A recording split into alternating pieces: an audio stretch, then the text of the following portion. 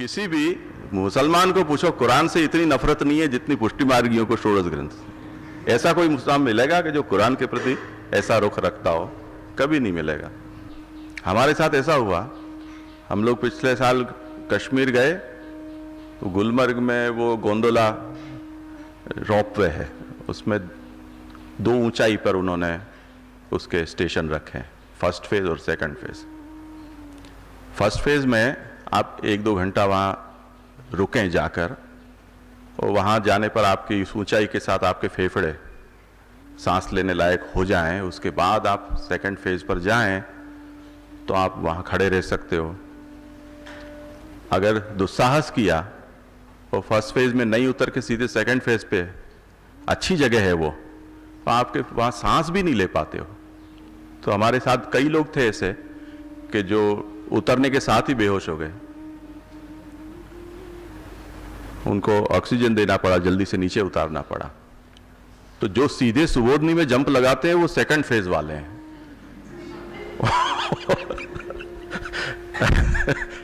एक भाई अफ्रीका से आते हैं, उन्होंने कहा हमको हिंदी तो संस्कृत तो आती नहीं है, अंग्रेजी पढ़ी है। मैंने कहा अंग्रेजी में सुबोधनी है, वो इंडिया बुक हाउस वालों ने 28 या 26 वॉल्यूम में 22,000 में वो पूरा सुबोधनी का अंग्रेजी सेट मिलता है। अब वो लेके गए। अब अफ्रीका में उनको कौन गाइड करने वाला मिलेगा? तो उन्होंने शुरू किया, 15, 20, 25 पेज, 100 पेज तक उन्होंने पढ़ डाला। एक अक्षर पल्ले नहीं पड़ा उनके कि ये क्या है। फिर उनका फोन आया कि हमारा 22,000 रुपया तो पानी में आ गया। मैं कहूँ पानी में था क्या, सुबोधनी में क्या? 22,000 रुपये पानी में कहाँ गए, सुबोधनी में गए। तो क्या शू करूं? अब वो तो इंडिया बुक हाउस को पूछो कि वो उनके पास वो वापस लेते हैं कि नहीं, मैं क्या करूं उसमें। तो ऐसा हो जाता है। सुबोधनी नच दुष्टा सुबोधनी वृथा तज्जन भूतले, वो बात सही है, पर वो पहली कक्षा की सुबोधनी टेक्स्ट बुक नहीं है, वो लास्ट में है। उसको आप पहली कक्षा में लेकर बैठोगे तो ऐसा ही होगा। तो षोडश ग्रंथ है वो हमारी प्रथम कक्षा है। हमारी स्थिति ऐसी है कि और सब कुछ पढ़ डालते हैं पर ये नहीं पढ़ते हैं। लोग वैष्णव परिवार पढ़ेंगे, सत्संग पढ़ेंगे, वैष्णव वाणी पढ़ेंगे, बाल पुष्टि पढ़ेंगे, नव प्रकाश पढ़ेंगे, डीकड़ा पुछड़ा पढ़ेंगे, वो अखबार में जो धार्मिक वो आती है विशेषांग वो पढ़ डालेंगे, सब कुछ पढ़ेंगे। और जितनी चैनल धार्मिक आती है उनमें घंटों तक सुनेंगे, पर हरगिज इस षोडश ग्रंथ को नहीं पढ़ेंगे। ये हमारा प्रण है, प्राण जाए वचन न जाए, और सब जाए, षोडश ग्रंथ नहीं आएंगे। तो ऐसा कैसा शाप है पुष्टि मार्गों को? ये एक बहुत विचित्र स्थिति है। किसी भी मुसलमान को पूछो कुरान से इतनी नफरत नहीं है जितनी पुष्टि मार्गियों को षोडश ग्रंथ से। ऐसा कोई मुसलमान मिलेगा कि जो कुरान के प्रति ऐसा रुख रखता हो? कभी नहीं मिलेगा। तो वो जैसे कर्ण को जब विद्या मिली उसी समय शाप भी मिल गया ना, कि अवसर पर भूल जाओगे तुम इसको, क्योंकि झूठ बोल के ली थी तुमने। उसी तरह पुष्टि मार्गियों को भी ब्रह्म संबंध के साथ ये शाप भी मिल जाता है कि अवसर पर काम नहीं आएगा ये तुमको। कुछ ऐसी स्थिति है। जबकि हम जो भगवदियों के चरित्रों को पढ़ते हैं उसमें अनपढ़ गंवार ऐसे भगवदियों के ये बोल हैं कि हम पेट भर खाइए थे, नींद भर सोइए थे, पर आचार्य जी के ग्रंथन को पाठ सदा करिए थे। मौज कर रहे हैं, महाप्रभु जी के ग्रंथ का पाठ सदा करते हैं। तो ये उनकी फीलिंग थी और ये उनकी जीवनचर्या थी, और उसके सामने अब हमारी कुछ और हो गई है। हमको आशाराम चलेगा, मुरारी बापू चलेगा, रमेश ओझा चलेगा, गोपाल कृष्ण चलेगा, ये वो चलेगा, वो चलेगा, महाप्रभु जी नहीं चलेंगे। तो ये तो खैर काफी लंबी राम कहानी है, हो सकती है। और तो ये षोडश ग्रंथ का महात्म्य द्वारकेश जी हमें जो समझाते हैं, हमें तो उसी को लक्ष्य में रखकर और महाप्रभु की वाणी के साथ चिपके रहना चाहिए। थोड़ी अतिशयोक्ति भी होती है, पर मैं कई बार ऐसा कहता हूं कि हमें एक कंठी 16 मन का कि षोडश ग्रंथ की भी पहननी चाहिए। और जो ग्रंथ का हमने अच्छी तरह से स्वाध्याय किया उतने मन के उसमें ग्रंथ के ऐड करते रहने चाहिए। बाकी के मन के हमें ये याद दिलाने कि ये खाली रहें, कि अभी हमारे अंदर अपूर्णता है। तो ये होता तो काफ़ी अच्छा हो सकता था, पर किसी वजह से हमारे यहाँ वो संभव नहीं हो पाया है। उसमें बहुत बड़ा दोष गुरु वर्ग का है और परंपरा से जो पुष्टि मार्ग में है उनके सीनियर लोगों का है, कि जो अपने संतानों को दीक्षा दिलवा देते हैं आग्रह दुराग्रह से, पर योग्यता के प्रति उनकी कोई दरकार नहीं है। और हमारा भी ये है कि भी चलो आया है तो फिर इसको, गुजराती में कहावत है कि लक्ष्मी चांदलो करवा आवे तो मोड़ू धोवा न जवाए। लक्ष्मी आ रही है उस समय के ठहरो ठहरो मैं मुंह धो के आता हूँ अभी यार। तो हम लोग भी ये समझते हैं कि भी चेला आया है तो मुंह धो आता है तो उसको फिर अब कब आए नहीं आए हाथ में। तो हमारे में ये धीरज नहीं है कि हम उनको पहले ये सब बातों को समझाएं पढ़ाएं उसके बाद में दीक्षा दें। ले जाने के बाद तो फिर किसी को कोई हाथ में ही नहीं आता है, कहाँ गए कोई। तो ये बात नहीं होनी चाहिए, गंभीरता से हमें इनको समझना चाहिए। हमारे लिए ये है, क्योंकि जो समझना नहीं चाहता है वो जीना नहीं चाहता है, ये साफ बात है। आपको जो मैनुअल जो आपका है कर्तव्य के लिए, वो अगर आप समझना नहीं चाहते हो तो उसका मतलब ये है कि आप जीना भी नहीं चाहते हो, तो आप पुष्टि मार्ग के लिए हो भी नहीं। तो मेरे अंगने में तुम्हारे क्या काम है, ऐसी बात हो जाती है। महाप्रभु को ये होता है, कोई भी आ जाए पुष्टि मार्गी बिना षोडश ग्रंथ पढ़े पुष्टि मार्ग में घुस गया तो महाप्रभु ये गाएंगे कि मेरे अंगने में तुम्हारा क्या काम है। तो वो स्थिति न बने, वो तो अंत में पता चलेगा ना, वो अभी नहीं होता है। तो ये गाना तो अंत में बजता है। तो ऐसा न हो तो अच्छी बात है। अब षोडश ग्रंथ की क्रम संगति हम देखते हैं। खास करके सिद्धांत मुक्तावली ग्रंथ के ऊपर हमें अपना ध्यान केंद्रित करना है, पर क्योंकि ये शिविर की श्रृंखला में ऐसा होता आया है कि किसी को दाल परोसते ही वो दाल पी के और चलता बनता है, भात आता ही नहीं है, भात आता है तो दाल नहीं होती है, रोटी परोसते हैं तो शाक बिना अकेली रोटी खा के चला जाता है।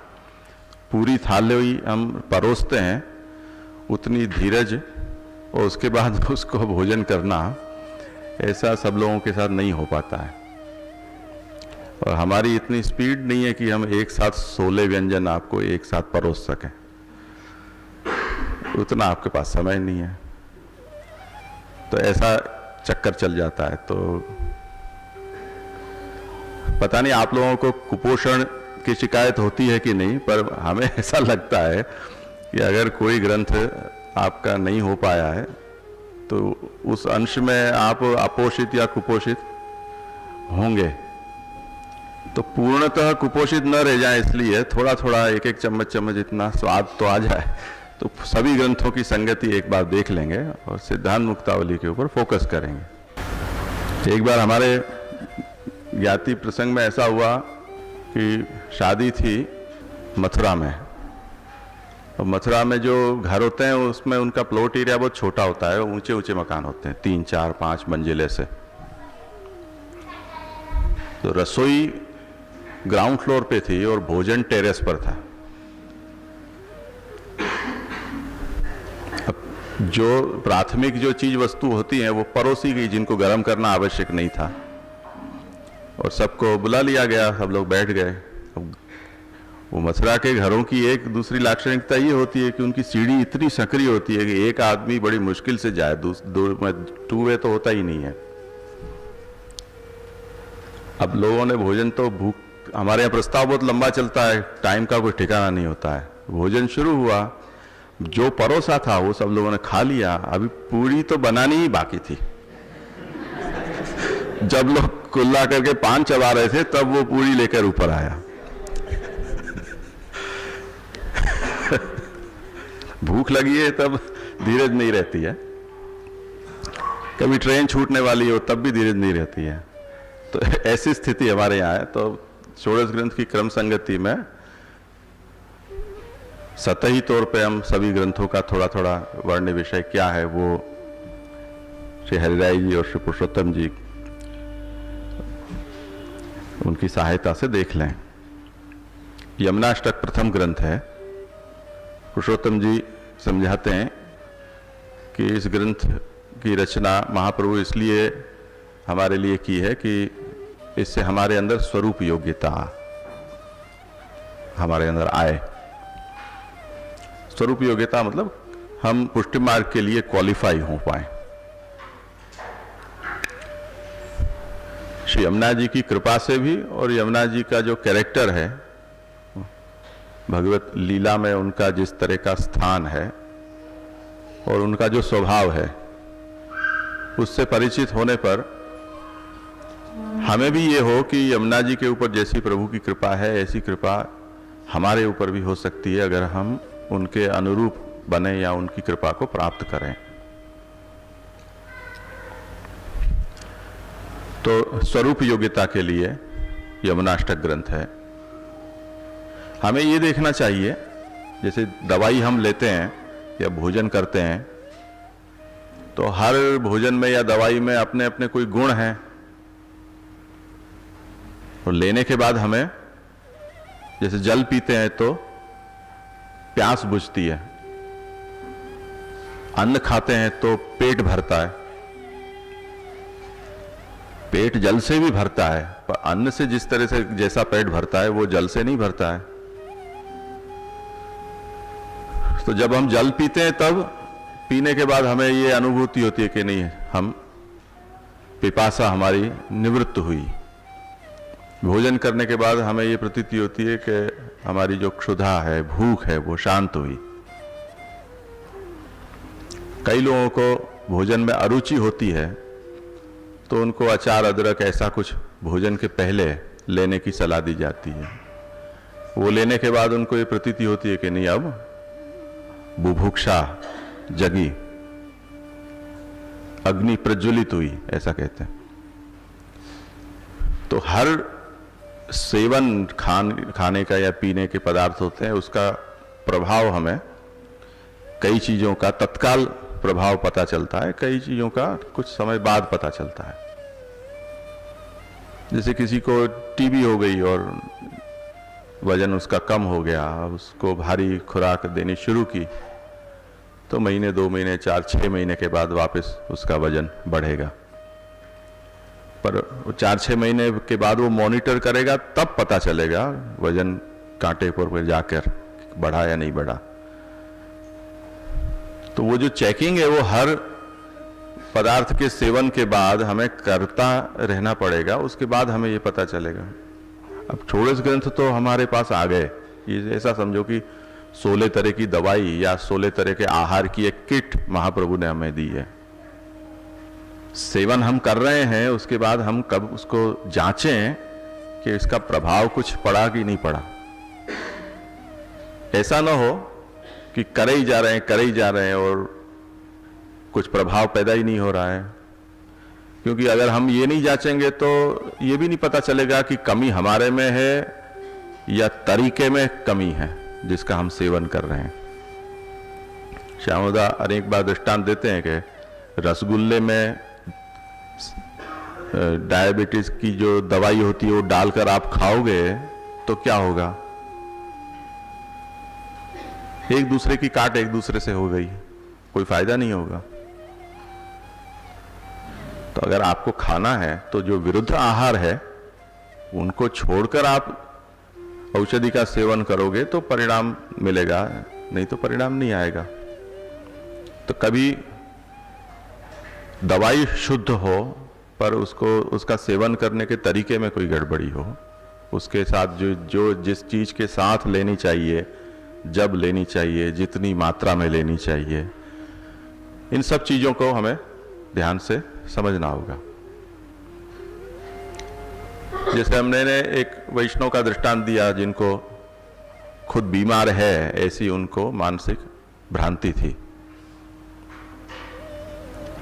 वैज्ञानिकों ने ऐसे भी कई परीक्षण किए हैं कि जिसमें सचमुच में बीमारी हो किसी को, पर उसको ऐसी भ्रांति में डालकर दवाई दी जाए, वो दवाई में केवल पानी ही दिया जाए उनको, डिस्टिल वाटर, फिर भी वो आदमी अच्छा हो जाता है।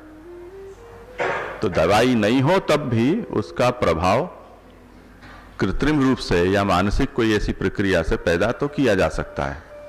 ज्यादातर बच्चों को हम इसी तरह से सही करते हैं।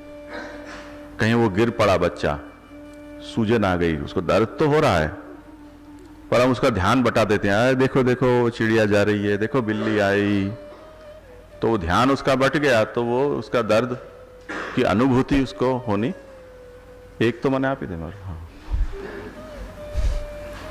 वो अनुभूति उसकी बंद हो जाती है। ऐसे कई उपचार हैं, एक्यूपंक्चर और ये सब कई उसी तरीके के उपचार हैं कि कहीं कहीं आपको चुभा दी जाती है सुइयां, तो वहां की जो तंतु हैं, ज्ञान तंतु, वो उत्तेजित हो जाते हैं और हमारे दिमाग को कुछ ऐसा संदेशा दे देते हैं जिससे दिमाग ना पछे। आप एक ऐसा पता नहीं उपचार है या टोटका है, पर गुजरात में ही एक ऐसा महापुरुष है जो हथौड़ी से सबकी चिकित्सा करता है। उसके पास बड़ी लंबी लंबी लाइनें लगती हैं, कहीं कहीं शरीर में वो हथौड़ी मार देता है और लोग ठीक हो जाते हैं। अब उसका लॉजिक क्या है या पेशेंट की साइकोलॉजी क्या है वो पता नहीं है, पर मुझे ऐसा लगता है कि जैसे अपने माथे में दर्द हो रहा है, उस दर्द जिसको माथे में हो रहा है उससे ज्यादा मात्रा में दर्द शरीर के किसी और भाग में पैदा कर दो तो माथे का दर्द तो भूल ही जाएगा ना। तो माथे में अगर 25% दर्द है और पांव में हथौड़ी मार के 50% वहां पैदा कर दो तो माथे का दर्द आदमी भूल जाएगा, दिमाग वहां कॉन्सेंट्रेट हो जाएगा। कुछ ऐसा करता होगा वो। तो कई बार ऐसे ऊटपटांग उपाय से भी कुछ कुछ लाभ हो जाते हैं, पर समस्या इन सब टोटके में ये है कि जो ऐसा उपचार करता है वो आगे आने वाले कॉम्प्लिकेशंस को डील कर सकता है कि नहीं, ये एक मुख्य बात है। गुजराती में कहावत है, बकरू काटता ऊंट पेठू, बकरे को निकालने गए और ऊंट घुस गया अंदर। तो ऐसे छोटे छोटे इलाज हम कोई कोई ऐसे टोटके से कर देते हैं, वो टोटको जो बताने वाला है उसमें इतनी योग्यता नहीं होती है कि आगे कोई बड़ी कॉम्प्लिकेशंस पैदा हो या उस उपचार के कारण कोई रिएक्शन आए तो उसको वो रिवर्स कर सके। इसलिए जो पैथी जितनी भी होती है वो सांगोपांग पैथी इसलिए है कि उनके पास हर परिस्थिति का हल निकालने का कोई न कोई उपाय होता है या उसका अध्ययन होता है कि ऐसा होने पर हमें। हमारे गोकुल में एक डॉक्टर है, वो उसका नाम पता नहीं क्या है पर चंदोसी डॉक्टर बोलते हैं। वो उनका ऐसा महात्म्य है कि वो खुद के स्वरूप के बारे में उसको कोई भ्रांति नहीं है कि मैं डॉक्टर हूं। वो डॉक्टर नहीं है, वो उसको ये भ्रांति भी नहीं है कि मैं डॉक्टर हूं। इसलिए कई बार हम जाते हैं तो वो कहता है कि महाराज जी मथुरा ही आप चले जाएं तो अच्छा है। वो सीधा यही बोल देता है एकदम निसंकोच, ताकि कोई उसके डॉक्टर होने के अभिमान के कारण मारा ना जाए। तो उसके पास वो 5-15 गोलियां हैं, बस उसी में उसका खेल चलता है पूरा। वो बता देता है कि आप जाइए, हाँ मेरे से नहीं होगा।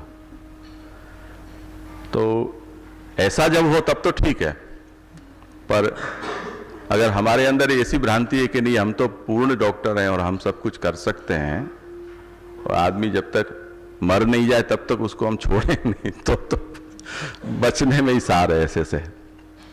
अब महाप्रभु हमें कुछ कुछ दवाइयां दे रहे हैं, हम सेवन भी कर रहे हैं, और वो दवाई का परिणाम क्या है वो हमें पुरुषोत्तम जी और श्री हरिराय जी दिखला रहे हैं यहाँ।